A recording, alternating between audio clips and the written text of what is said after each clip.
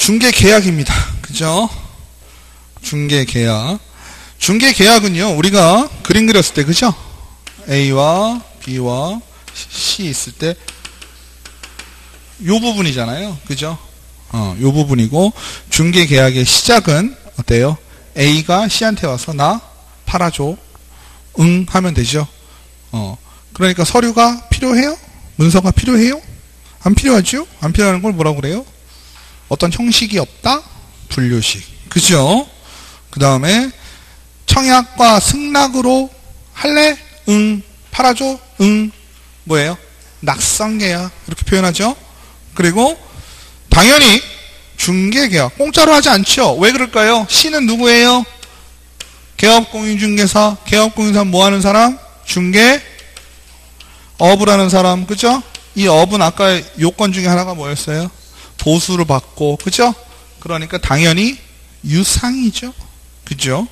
그리고 쌍무계약이라고도 하는데 편무계약에 가까운 쌍무계약이라고 표현해요. 그죠? 쌍무계약이라는 건 뭐예요? 거기서 무자가 뭐예요? 의무죠. 의무. 양쪽 다 의무를 가지고 있다는데 우리가 상식적으로 생각할 때는 어때요? 반드시 내가 이걸 중개를 해줘야 될 의무가 있나요? 없지요. 중개를 할 경우 돈을 주겠다라는 개념이지. 맞죠? 그러면 중개계약은 중개계약 체결 시 개업공인중개사는 의무가 없으나 중개의뢰인은 어때요? 계약 체결할 때 중개보수 줄게. 그죠? 개업 의뢰인만 어떠한 의무를 가지는 느낌이 살짝 나죠. 하지만 실질적으로 어때요? 개업공인중개사도 어때요? 선량한 관리자로서의 주의 의무. 그죠? 선관 주의 의무를 좀 지기 때문에 쌍무계약이라고 좀 보자라고 하는 거죠. 그래서 편무계약에 가까운 특수한 쌍무계약이다라는 거죠. 그 다음에 임의계약. 임의계약이라는 건 뭘까요? 나 좀 팔아줘 했는데 내가 싫어? 문제돼요? 아니죠. 그러니까 임의적으로 계약을 하던 말든 상관이 없는 거죠. 맞죠? 저희는 그런 거 취급 안 해요. 이럴 수 있어요. 실제로 그런 데도 있고요. 그죠? 뭐 토지 3만 평짜리 팔아주세요. 그런데 죄송한데 저희가 그럴 능력이 안 돼서 이런 경우도 있고 아파트 월세 좀 놔주세요. 그런데 저희는 아파트는 안 해요. 이런 데도 있어요. 저희는 토지하고 개발만 해요. 이런 데도 있거든요. 그래서 임의적으로 계약을 한다. 그런 거고요. 그 다음에 뭐 고용 도급 현상하고 아까도 나왔지만 그런 거랑은 구별이 되고요.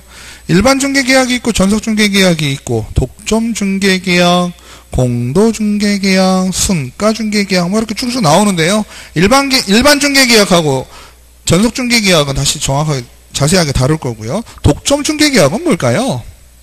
전속 중개계약에서 한 발짝 더라고 보시면 돼요. 어렵게 생각하지 마시고요. 우리나라에서는 독점 중개계약은 없죠. 독점 중개계약은요, 전속 중개계약이랑 비교를 조금 해보면 어떨까요? 전속 중개계약은 어때요? 여러분 공부하신 것처럼 서로 간에 의무를 부담을 하죠. 그죠? 하지만 그 의무를 부담하는 정도가 어때요? 내가 개발한, 그죠? 내가 아는 사람이랑 거래 당사자가 계약을 할 경우는 어때요? 50% 내의 범위 내에서. 그죠? 실비 지급하게 되어 있잖아요. 실비만 지급한다는 거는 중개보수 전체를 다 주지 않는다는 의미잖아요. 독점 중개계약은 뭘까요? 어떠한 상황이든 간에, 그죠? 무조건 다 준다는 얘기예요. 그죠? 그래서 책에서는 뭐라고 나오냐면 스스로 발견한 상대방과 거래할 수 없다라고 나오는데 거래할 수 없다라는 의미가 아니고요. 거래를 하게 되면 그거에 대한 책임을 지는 거죠. 책임은 뭘로 지고요? 돈으로 지고요. 그죠? 중개보수를 다 주면 되겠죠. 공동중개계약은 뭘까요? 2명 이상. 그죠? A, B 있을 경우 C와 C 프라임이 존재할 경우 공동중개계약이라고 하고요. 실질적으로는 보수에 대해서는 어떨까요? 각자 알아서 갖는다라고 보고 진행을 하죠. 왜 그럴까요?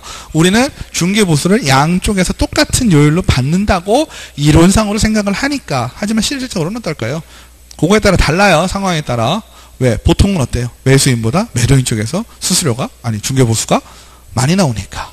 그죠? 그래서 그거 같이 합쳐서 n분의 1 하든지, 아니면 매수인 거는 매수인이 갖고 매도인에서 나온 거 n분의 1 하든지, 그거는 각자 협의에 따라 알아서 하시게 되고요. 순가중개계약은 뭘까요? 2억만 받아줘요. 그죠? 2억만 받아줘요. 불법이에요? 공인중개사법에 걸려요? 순가중개계약? 안 걸리죠? 안 걸려요. 순가중개계약은 안 걸려요. 2억만 받아주세요. 안 걸려요. 단! 중개 보수 요율을 초과해서 받으면 걸려요. 예를 들어서 중개보수 0.9%죠? 10억이면 얼마예요? 900만 원이잖아요. 맞죠? 근데 나 이거 10억만 받아줘요 했는데 10억 5천에 계약을 시켜요. 그죠? 10억 5천에 계약을 시키고 10억만 주기로 했으니까 5천만 원을 중개보수로 가질 거 아니에요. 이런 걸려요. 근데 10억 500만 원에 계약을 했어요. 그럼 10억 주고 나 500만 원 가져가요. 이거는 안 걸려요. 왜? 중개보수 요율보다 적게 받았으니까. 손해자이? 근데 우리가 알고 있는 순가중개가 말씀하신 것처럼 바보도 아니고 그렇게 할 사람 없죠. 더 봐달라고 순가중개 계약을 하잖아요. 그러니까 대부분 걸리죠. 그렇잖아요. 대부분 걸리겠죠. 큰 금액일 경우 그런데 뭐 0.3%, 0.4%짜리에서는 얘기가 좀 달라져요. 아파트 같은 경우. 그죠? 뭐 3억이다. 그럼 0.4%죠. 0.4%면 40, 120만 원 밖에 안 되죠. 근데 3억인데 3억 1천 받아가지고 1천만 원 갖고 가는 경우. 이런 경우는 좀 많이 있죠. 뭐 2억 9천에 팔리는데 혼자 3억을 받아주면 뭐 1천만 원 갖고 가든 2천만 원 갖고 가든 뭔 상관이에요. 그죠? 그리고 세금 문제만 좀 계산을 하죠. 그래서 실무에서는 순가하게 되면 가장 걸리는 게 세금이에요. 양도세를 내야 될 타이밍이면 업이 되잖아요. 그러면 어떡할까요? 공인중개사가 세금을 내줘요. 세금을 내줘요. 추가되는 세금에 대해서 계산해가지고, 당연히 추가되는 것만. 추가되는 거. 원래 3억이었을 때 뭐 200만 원 냈으면은, 뭐, 3억 1천이면은 뭐 500만 원 내서 그럼 300만 원 주는 거예요. 거꾸로. 그리고 나도, 그래도 더 많이 받죠, 순가, 근데 걸리는 건 마찬가지예요. 근데, 그걸 안 주면 주인이 계약을 안 하니까. 팔질 않으니까.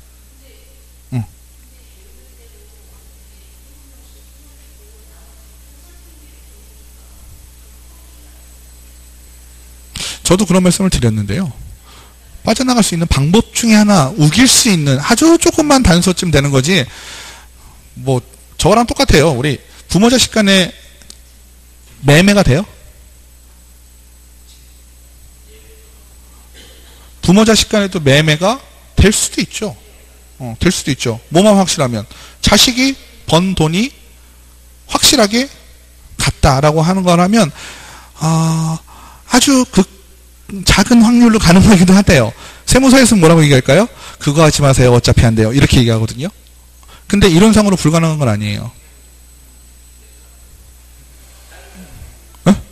경매도 가족이 참가하는 건 괜찮죠. 내 건물이 경매에 들어가잖아요.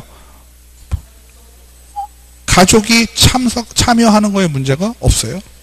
누구만 못해요? 본인만 못해요. 채무자만 못하죠. 그렇죠. 근데 뭐 부동산은 좀 그렇지만 동상경매도 있잖아요. 동상경매 정말 우울하죠. 동상경매는 우르르 와가지고 집에 들어와요. 딱지 붙은 집에 우르르 가요, 사람들이. 동상경매는 안 보셨죠? 동상경매는 우르르 가가지고 이제 집달가 나와가지고 얘기를 해요. 얼마에 나왔는데, 얼마에 실 겁니까? 그거 다 손들어요, 이렇게. 한 명이 딱 낯설되면 차로 다 실어가요. 대부분 어떨까요? 대부분 어떨까요? 낙찰이 되잖아요? 그러면 집주인 이제 옆에 있는 사람들이 있을 거 아니에요. 참가하면 와가지고 50만 원 더 주고 사죠. 그냥 동산이니까. 저희가 300만 원 냈으면 350 주고 가세요. 동산은 얼마 안 되잖아요, 가격이. 근데 동산경매도 유찰되는 경우도 많아요. 저 옛날에 회사할 때 기계 같은 거 있잖아요. 공장도 그렇게 해요. 공장 기계 같은 거, 설비 같은 거 비싸잖아요. 원래 가격 10여억인데 뭐 나오는 건 뭐 5천만 원 이렇게 나오거든요. 그럼 사람 우르르 오거든요. 와서 보면 막 하는데 그 자리에서 해요. 그러니까 돈을 이만큼 쏴주고. 그죠? 내야 되잖아요. 내야 되니까 내고 그냥 갖고 가는 거거든요. 돈을 다 가방에 다 들고 와가지고 합니다. 어쨌든 우리가 기억해야 될 것은 순가중개계약은 불법이 아니다. 불법이 아니다. 단 요율을 넘어서 받으면 안 된다. 그거만 기억하시면 되겠죠. 자, 자, 이제 본론으로 들어가겠습니다. 본론으로 들어가서 중개계약, 일반 중개계약과 전속 중개계약을 좀 비교해 보실 거예요. 그죠? 일반 중개계약이나 전속 중개계약이나 일반 중개계약 어차피 분류식 계약이잖아요. 그죠? 근데 우리가 이제 여기서 중요하게 생각하는 거는 서류를 작성해야 되는가? 그죠? 형식이 필요한가? 라는 걸 물어보는 거예요. 전속 중개계약은 요식 계약이다. 이렇게 얘기하면 맞을까요? 틀릴까요?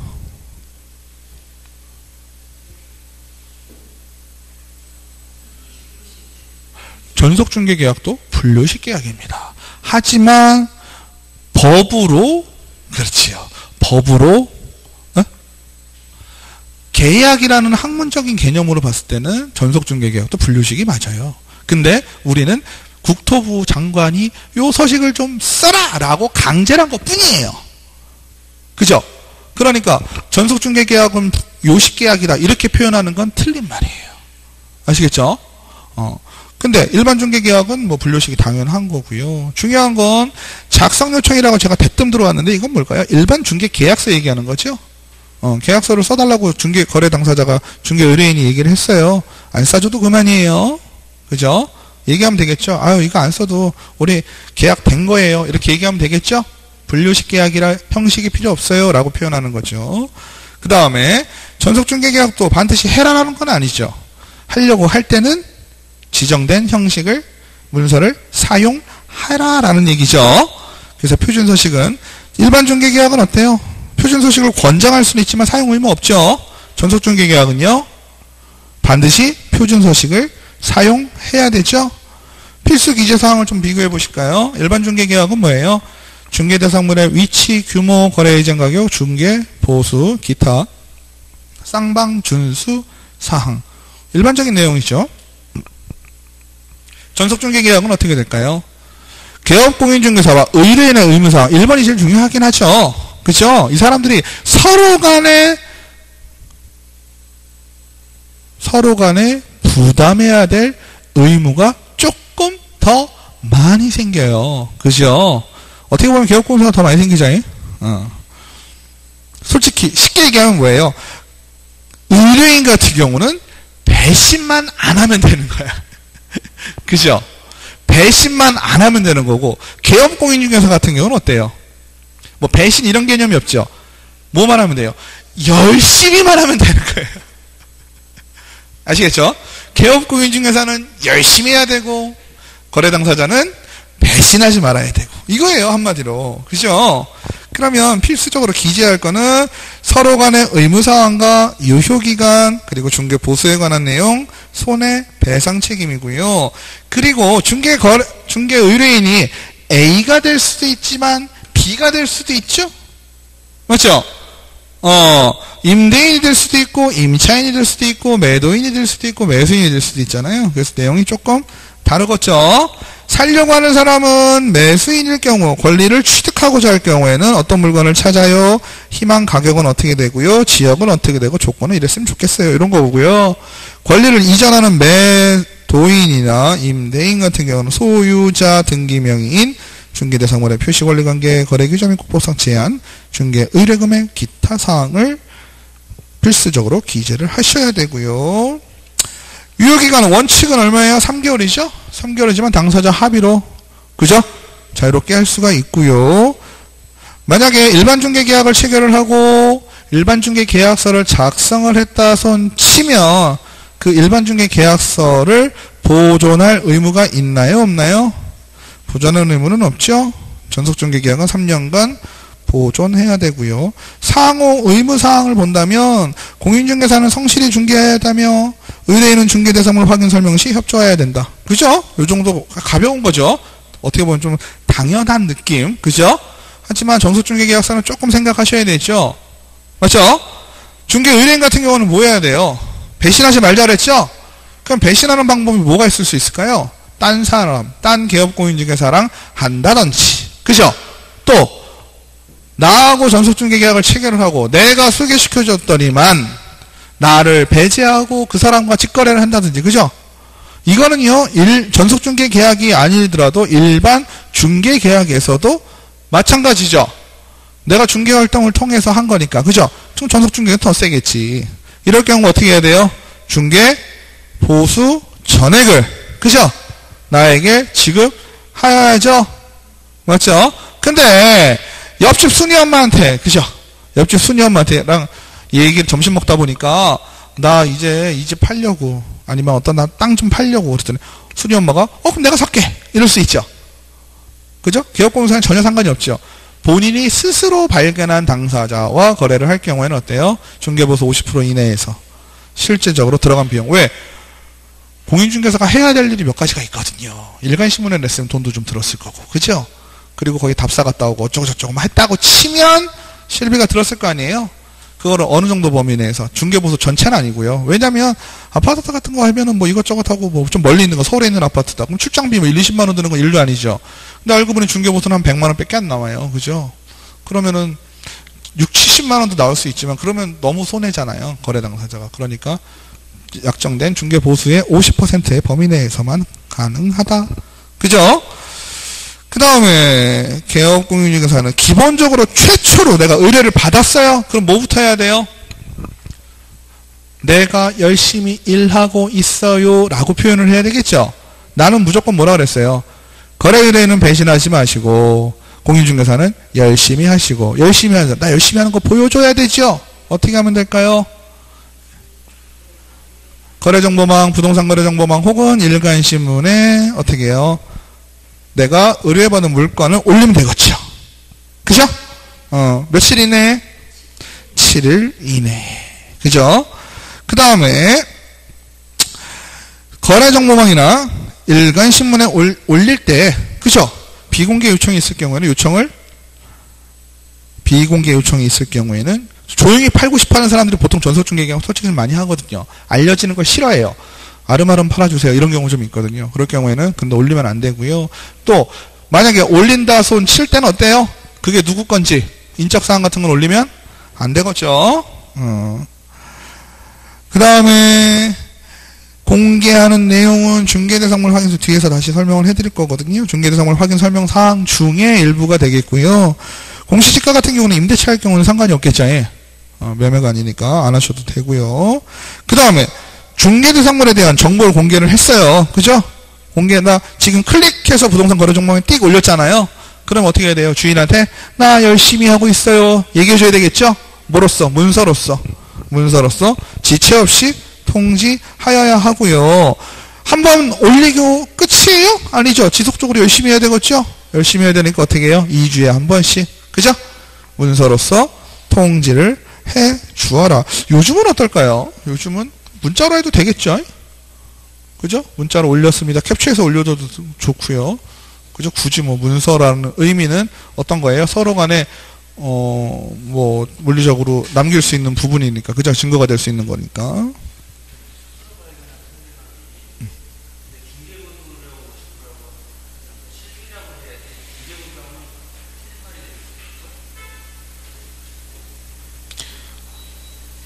아니요. 중개 보수 전체 금액의 50% 내의 범위 내에서 실제로 들어간 비용을 주는 거죠. 예? 그 받은 돈에 대해서, 받은 돈은 실비죠. 성격은 실비죠. 중개 보수는 아니죠. 돈을 계산을 할 때, 그러니까 50%라는 말을 쓸 때는 약정된 중개 보수의 50%에 대해서 실비니까 받은 사람 입장에서는 내가 중개 보수로 받은 게 아니고 실비로 받은 거죠. 네. 참 생각지도 않았던 디테일 하세요. 그죠? 생각지도 않았던 부분들을 다 깜짝깜짝 놀랍니다, 제가. 자, 넘기셔서 부동산 거래 정보망. 그죠? 부동산 거래 정보망은 요 흐름을 조금 아시는 게 좋겠죠. 그죠? 흐름을 좀 아시는 게 좋아서 지정 신청을 하시고 지정서를 교부 받으시고 운영 규정을 제정하고 다시 승인을 받으셔야 되죠. 승인을 받으시고 설치 운영을 하게 됩니다. 중요한 건 몇 가지가 있는데요. 부동산 거래 정보망과 공인중개사 협회의 공통점, 둘 다 얘네들이 어디에 있는지가 확실치 않고 어디에 있든지 상관이 없죠. 그죠? 왜? 각각 지부와 지회가 있고, 그죠? 전국적으로 퍼져 있고, 얘네들은 인터넷상에 존재하는 아이들이니까 어때요? 등록관청 이런 게 좀 무의미하겠죠. 좀 더 높은 기관에서 관리가 들어가 줘야 돼요. 그죠? 그래서 부동산거래정보망과 공인중개사 협회 같은 경우는 관여하는 데가 다 어디예요? 국토부 장관이다. 그죠? 그러면 지정 신청도 국토부 장관에게 하고 지정서 교부도 국토부 장관이 할 것이고, 그죠? 운영규정 제정 승인도 국토부 장관, 설치 운영은 본인들이 하실 거고, 맞죠? 그러면 우리가 여기서 좀 중요하게 생각해야 될 말은 지정이란 말이에요. 그죠? 지정 신청 자체가 지정이에요. 그죠? 지정받고 운영규정 만들어서 승인 받아야지 운영할 수 있는 거거든요. 근데 기준이 되는 날이요, 지정을 받은 날. 그죠? 지정을 받은 날이 좀 중요해져요. 두 번이나 나오거든요. 우선 지정 신청을 하면 지정서를 교부를 받죠? 지정서를 교부를 받아야지만 뭐가 되는 거예요? 지정을 받은 날이라는 게 존재하는 거예요. 아시겠죠? 처음부터 처음에는 지정받은 날이 안 나와요. 이러면 안 되죠. 지정을 받아야 지정받은 날이 생기지. 그죠? 지정받은 날까지가 며칠 걸리는 거예요? 30일 이내죠. 맞죠? 30일 이내에 지정을 받아서 지정서를 교부 받으셔요. 받은 다음에 지정받은 날로부터 3개월 이내에 운영규정 및 운영규정을 만들고 승인을 받고, 운영규정을 제정하고 승인 받은 날로부터 1년이 아니에요. 언제부터? 지정을 받은 날로부터 1년이에요. 이걸 헷갈리면 안 되는 거야. 순차적으로 앞에 거 기준 이게 아니고요. 지정서를 교부 받은 날로부터, 그러니까 지정을 받은 날로부터 1년 이내에는 무조건 뭘 해야 돼요? 설치하고 운영을 해야 되는 거예요. 아시겠죠? 흐름도가 그래요. 바로 전거에서 1년 이게 아니에요. 지정 30일 지나서 지정 받으면 그날로부터 3개월, 그날로부터 1년 이렇게 되는 거예요. 그러니까 굳이 따진다면 머릿속으로 기억하시려면 어떻게 돼요? 30일, 3개월, 9개월 이렇게 되겠지. 그죠? 9개월, 3개월이 했으니까 9개월 되겠지. 근데 중요한 건 뭐예요? 지정받은 날로부터 딱 3개월이 될 때 하는 게 아니잖아. 그러니까 우리가 9개월을 못 배우는 거야. 그죠? 한 달 만에 됐으면 어때요? 그럼 11개월 만에 하면 되거든요. 맞죠? 그래서 지정 신청을 할 때는 어떻게 하셔야 돼요? 부가 통신 사업자이셔야 되고, 개업공인중개사 500명, 2개 이상 시도 30명, 정보처리기사 1명, 공인중개사도 1명 있어야 되고요. 컴퓨터 설비 확보, 서버라 그랬죠? 이건 개인인 개업공인중개사 500명들이 다 컴퓨터를 하는 것이 아니고, 그죠? 쉽게 얘기하면 뭐예요? 부동산거래정보망이라는 거 사이트잖아요. 직방, 다방 같은 거예요. 직방, 다방하고 우리가 알고 있는 부동산거래정보망 K라인하고 차이점이 뭐예요?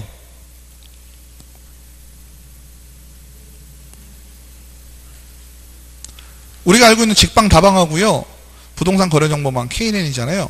걔하고 차이점이 뭐예요? 그죠? 대상이 다른 거예요. 파란색으로 표시해놨죠. 개업 공인중개사 상호 간의 정보 공개와 공정한 부동산 거래소 확립을 위해서 만들어 놓은 거죠. 그러니까 여기 들어올 수 있는 사람은 누구다? 개업 공인중개사. 쉽게 얘기하면 누구예요? 사장님만이니까 누구예요? 협회원. 그죠? 공인중개사 협회원. 공인중개사 협회는 이름을 바꿔야 된다 그랬죠? 한국 개업 공인중개사 협회 이렇게 바꿔야 돼요. 원래는 자격증만 갖고 있어도 그 협회 가입 못해요. 무슨 말씀인지 아시죠? 거긴 사장님만 가입할 수 있어요. 개업 공인중개사 협회 해야 되는데 그냥 공인중개사 협회라고 하죠. 그래서 가입한 개업 공인중개사의 컴퓨터가 아니라는 거, 요거는 사이트니까, 그죠? 사이트를 운영할 수 있는 서버가 컴퓨터 설비가 되는 거예요. 그래서 거래정보망 부동산 거래정보 사업자, 그죠?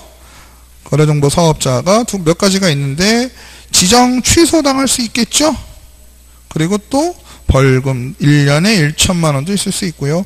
과태료도 있을 수 있죠? 과태료는 500만 원이고 1년에 1천. 중요한 건 뭘까요? 공인중개사 같은 경우는 등록 취소가 어떻게 돼 있어요? 상대적 등록 취소, 절대적 등록 취소 있었죠? 거래정보 사업자는 어때요?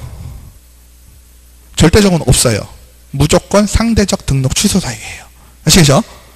거래정보 사업자는 무조건 상대적, 임의적 취소 사유이고요.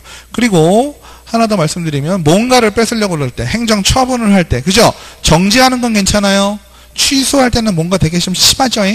자격을 뺐든 등록을 뺐든 지정을 뺐든 그때는 항상 뭘 해라? 청문을 해라. 정지할 때 뭐 할 수 있다 그랬어요?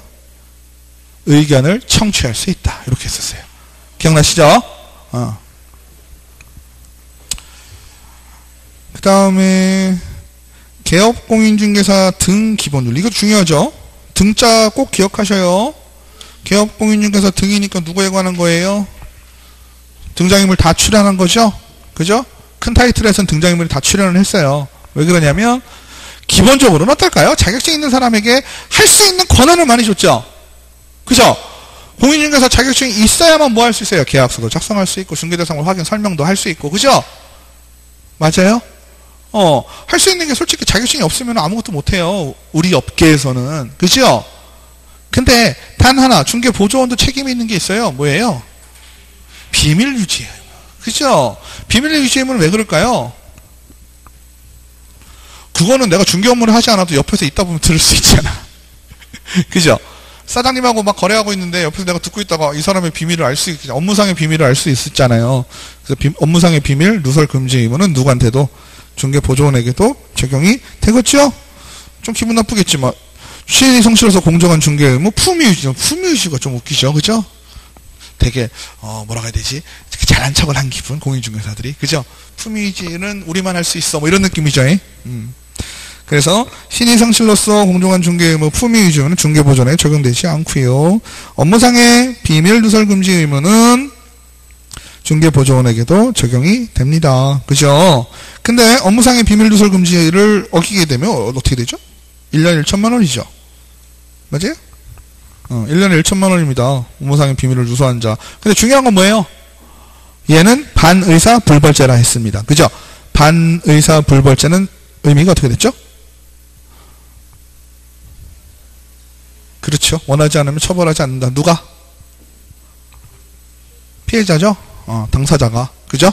당사자가 원하지 않으면 처벌하지 않는다라고 해서 반의사 불벌죄라고 했습니다. 그죠? 반대되는 의사에 대해서 죄를 벌하지 않겠다. 이런 의미가 되잖아요. 그 반대되는 의사는 누구예요? 당사자가. 그죠? 처벌하지 마세요라고 하는 거에 대해서 반대해서 처벌하지 않겠다는 의미죠. 아무튼 그래서 중개보조원에게도 업무상의 비밀누설 금지 의무가 되는데 요번에가 아니라 언제야?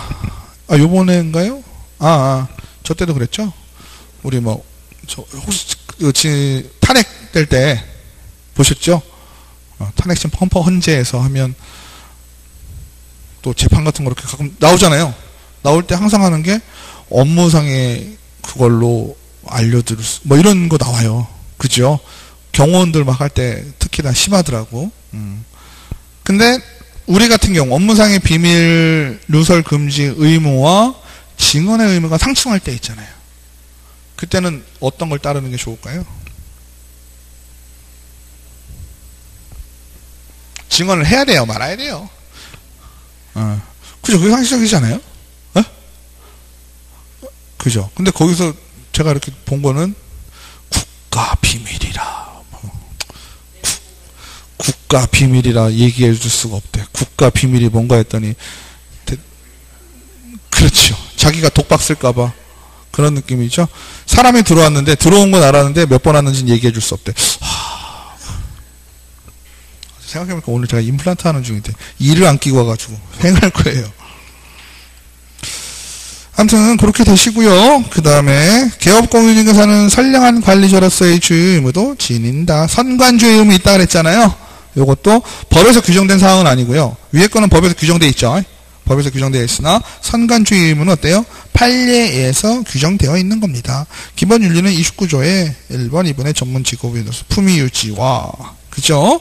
그 다음에 비밀 누설 금지는 법에서 규정이 되어 있고요. 선량한 관리자로서의 주의 의무는 판례에 의해서 규정이 되어 있다라고 볼 수 있습니다. 그 다음에 금지행위, 이건 반드시 외우세요. 그죠? 반드시 외우는 걸요. 이렇게 금지행위나 뭐 이런 것들만 기본적인 것만 몇 가지 딱 외워놓으시면 그래도 좀 틀이 좀 잡혀요. 그죠? 그 제재가 나와도 조금 자신감도 생기고요.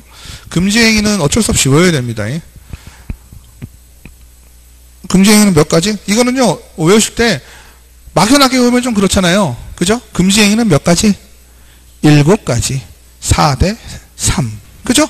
전체적으로 7가지는 다 상대적, 임의적, 등록, 취소, 사유. 그죠? 앞에 있는 4개는 1년에 1천만원, 뒤에 있는 3개는 3년에 3천만원. 이렇게 하면 금지행위는 뭔진 몰라도 우선, 그죠? 구조를 알게 되면 조금 외우기가 더 수월하다는 얘기죠. 그죠?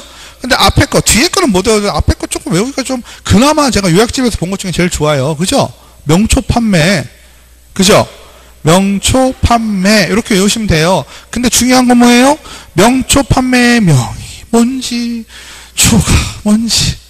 이거는 안 돼. 아시겠죠? 잘 빨리, 그러니까 이거를 내가 머릿속으로 몇 번만 해보면 기억이 나요. 근데 이거, 나 명초 판매는 외웠어. 시험장 가봐요? 생각이 안 나? 이게 도대체 뭔지. 거꾸로도 몇 번 이렇게 생각을 해보셔야 돼. 화장실 갈 때도 가끔 한번 생각을 해보세요. 명초 판매 뭐였더라? 처음에는 기억이 안 나요. 한 3-4번 하잖아요? 그러면 기억이 나요. 기억이 짜내면 기억이 나. 그죠? 그 5번, 7번 넘어가면 어때요? 자연스러워요. 그죠? 명초 판매는 뭐예요? 명의를 이용하게 하는 행위. 그죠? 중개를 받는 행위. 이런 거고요. 초가 수수료. 얼마 쉬워요. 그죠? 판단을 그르치게 하는 거. 누구 판단이겠어요? 공인중개사가 스스로 판단하는 거 그르치는 건 아니잖아요. 거래 당사자의 판단이겠죠. 그죠? 매매업하지 말자고 맨날 그랬잖아요. 그죠? 에? 매매업하지 말자. 그럼 명초 판매 1년에 1천짜리 금지행위에서 4개가 해결이 나버렸잖아요. 그죠? 맞죠? 오른쪽은 뭘까요?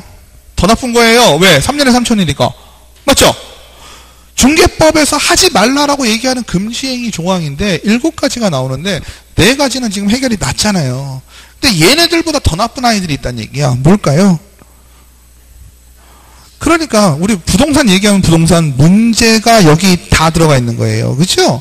솔직히 얘기하면 2개가 들어가 있죠. 딱지. 그죠? 또 투기 조항하는 건 뭐가 있어요? 미분양 전매. 그죠? 딱지하고 투기. 그죠? 이게 기억이 안 날 수가 없는 게 그냥 세종시 생각해 보세요. 세종시 생각해 보세요. 그죠? 입주권 거래한다고 생각을 하시고, 그죠? 미분양 지금 전매하려고 막 그러고, 그죠? 중간생략 등기하는 거잖아요. 맞죠? 미등기 전매. 어? 그거. 그리고 또 하나가 뭐예요? 쌍방 대리하고 직거래하고, 그죠? 쌍방 대리 말이 안 되잖아요. 여기서 1,000,000원만 깎아주세요. 그럴까요? 이게 말이 안 되잖아요. 그죠? 쌍방 대리 직거래 이렇게 기억을 해놓으시면 금지행위는 무조건 나오죠. 그죠? 얘는 무조건 완벽하게 이해를 하고 계신 게 유리하시다라는 얘기입니다. 되셨죠?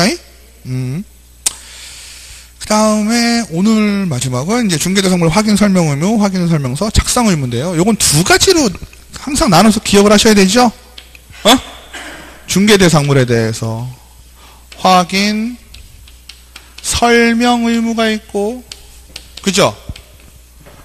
설명서 작성의 의무가 있고, 차이가 있죠? 그죠? 확인 설명하는 건 단계가 언제예요? 쉽게 얘기하면, 상식적으로 생각하세요. 언제 거래 당사자에게 크로징 할 때, 근로우징이라고 책에는 많이 나와요. 그죠? 크로징 할 때, 뭐예요? 내가 중개활동 막 하는 거죠? 이 집 사세요. 여기 들어와서 사세요. 임대하세요. 이런 거잖아요. 맞죠? 그 단계예요. 그러면 그 단계에서는 어떻게 되겠어요? 그 중개 대상물에 대해서 잘 설명을 해줘야 되겠죠? 맞아요? 근데 설명을 해줄 때 서류까지 줄 거예요? 그렇게 안 하죠? 서류 받아보신 적 있으세요? 없죠? 가끔 서류를 보여주는 경우는 있었을 거야. 뭘 보여줬을까요? 등기부등본 보여주고, 건축물례장 보여주고, 토지이용 보여주고, 토지대장 보여주고, 뭐 이랬을 거라고. 맞죠? 그건 기본이잖아요. 내가 공인중개사가 됐다고 생각을 해보세요. 손님이 왔으면 어때요? 이 사람에게 물건을 설명해 줘야 되겠죠? 집 사고 싶어 해요. 아파트 사고 싶어 해요. 그럼 그 아파트 보여주면서 물어볼 거란 말이죠. 이 집은 건물에 융자가 얼마예요? 이거 물어보겠죠? 전세 들어가려고 그러면 더 물어보겠죠. 그럼 어때요? 다 떼어서 보여줘야 될 거 아니에요. 맞죠? 그러니까 보여주는 건 내가 할 의무예요. 그죠? 그럼 내용은 어디서 들어야 되겠어요? 주인한테 들어야 될 상황이 있을 수 있고, 아니면 내가 이걸 보고 확인해야 될 사항도 있고, 중요한 건 뭐예요? 설명을 하는 대상이 거래 당사자에게만 하는 것이, 집주인에게 그 집에 대해서 설명할 이유가 있어요, 없어요? 없죠. 맞죠? 집주인한테 뭐라 설명해? 그 사람이 더 잘 알지, 자기 건데. 맞죠? 그러니까 설명의 의무는 말 그대로 설명을 해준다는 의미예요. 손님이 왔을 때 내가 그거에 대해 설명해 주겠다는 의미고요. 중개대상물 확인 설명서 작성의 의무는 뭘까요? 작성의 의무는 중개대상물 확인 설명서 작성은 언제 할까요? 거래 계약 시. 그죠? 거래 계약 시라고 표현을 하죠. 근데 그 거래 계약 시라는 표현이 정확하게 따지면 어때요? 아주 조금 거래 계약보다는 빠르다고 얘기하자 그랬죠. 맞죠? 물론 두 개를 동시에 작성하지만 대부분. 맞죠? 그러면 거래 계약 시에 중개대상물 확인 설명서를 작성하는 이유는 뭐예요? 내가 아까 설명했던 거를 어떻게 하는 거예요? 문서로서 남긴다는 의미가 있죠. 그리고 또 뭐가 있을까요? 내가 중개대상물 확인 설명서를 작성을 할 때는요, 내가 확인할 수 있는 기본, 공인중개사 기본 확인사항이라는 게 있고요, 내가 작성하지 못하는 공인중개사 세부 확인사항이라는 게 있어요. 그리고 3번에 가면 중개보수가 있죠. 그죠? 그러면 내가 확인할 수 있는 것은 내가 확인하는 거니까 누구한테 탓할 일이 없지요. 세부 확인 사항은 누구한테 물어봐야 돼요? 그 집에 대해서 나보다 더 잘 알고 있는 사람이 누구예요? 집주인. 그 집주인한테 물어봐가지고 그걸 써야 되겠죠. 그래서 그 내용도 일부분 다 설명을 했지만 어때요? 문서로서 남기고 집주인이 얘기한 거, 내가 그 얘기를 들어서 얘기한 거가 다 세 명이 똑같은 말을 하고 있어야 되잖아요. 맞나요? 그러니까 서류로서 남기자라는 의미도 강하다는 거예요. 누구 입장에서? 공인중개사 입장에서는 어때요? 내가 중개를 중간에서 알선을 하는데 내가 잘못을 하면 안 되는 거잖아. 쉽게 얘기하면 어때요? 공인중개사는요, 내가 중개할 때요, 서류를 완벽하게 작성해야 될 이유는 뭐냐면 내가 나중에 빠져나오기 위함이에요. 아시겠죠? 비록 내가 중개를 해서 둘 사이의 관계를 조율을 했지만 책임질 것은 하지 말자라는 거예요. 책임을 내가 왜 지냐고. 그죠? 공인중개사, 중개대상물 확인서면서 뒤편에 보면 뭐가 있어요?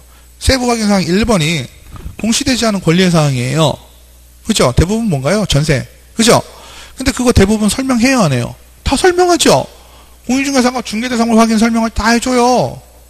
해주는데, 나중에 그 집이 경매 넘어갔는데, 중개대상물 확인 설명서를 보니까 그 내용이 있어요, 없어요? 없는 거예요. 그럼 난 설명 못 들었다고 하는 거죠. 어떻게 될까요? 공인중개사 책임이 있어요, 없어요? 당연히 있죠. 제 아는 사람이 6천만 원짜리 전세 집이 그렇게 돼가지고 2천만 원을 물어줬어요. 공인중개사가. 몇 달치를 그냥 날려버렸죠. 골치 아프죠? 반드시 잘 쓰셔야 돼요. 아시겠죠? 그래서 중개대상물 확인 설명서 작성 의무는, 그죠?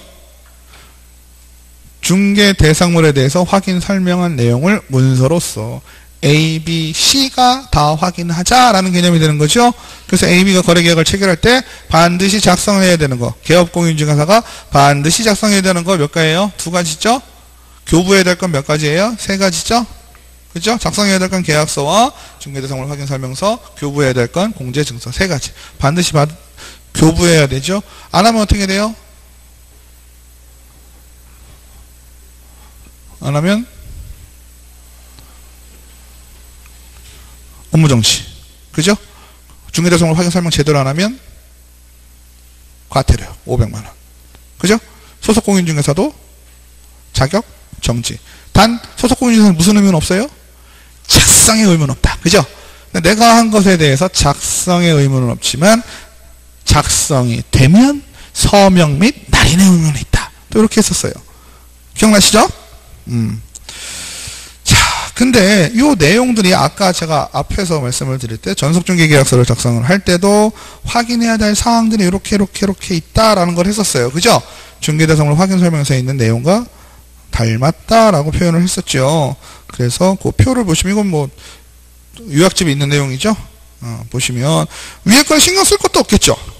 다 공통사항이니까. 그죠? 기본적인 중개 대상물에 대한 사항이죠.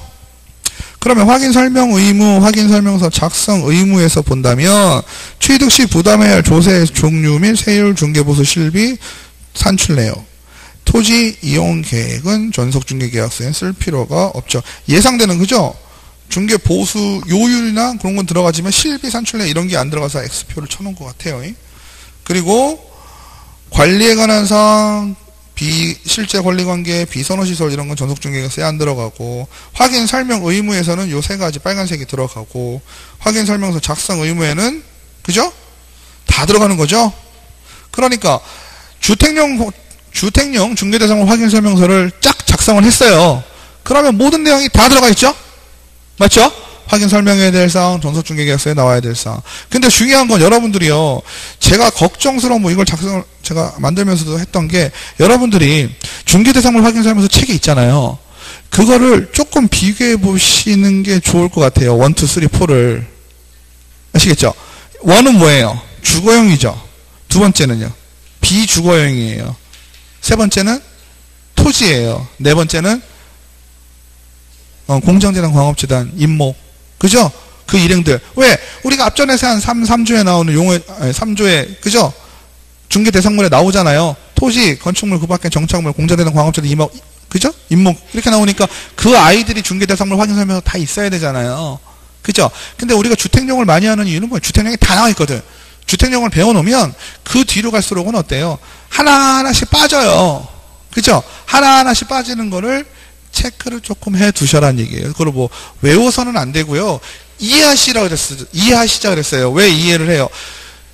주거용하고 비주거용은 차이가 뭐예요? 쉽게 얘기하면 내가 살 주택과 내가 살 상가죠.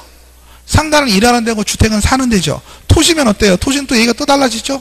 공장재단, 광업재단 틀 얘기가 더 없어요. 그죠? 그래서 그거를 그 내장을 이렇게 넘기시면서 이렇게 체크하시는 게 더 빨라요. 제가 써드려봤자 외워야 되잖아. 무슨 말씀인지 아시죠? 중개대상물을 직접 보시는 게 낫다는 얘기지. 그래서 두 번째는 요게 없네, 세 번째는 요게 없네, 요렇게 한번 보시라는 얘기예요. 아시겠죠? 그래서 오늘 여기까지 하겠습니다. 네.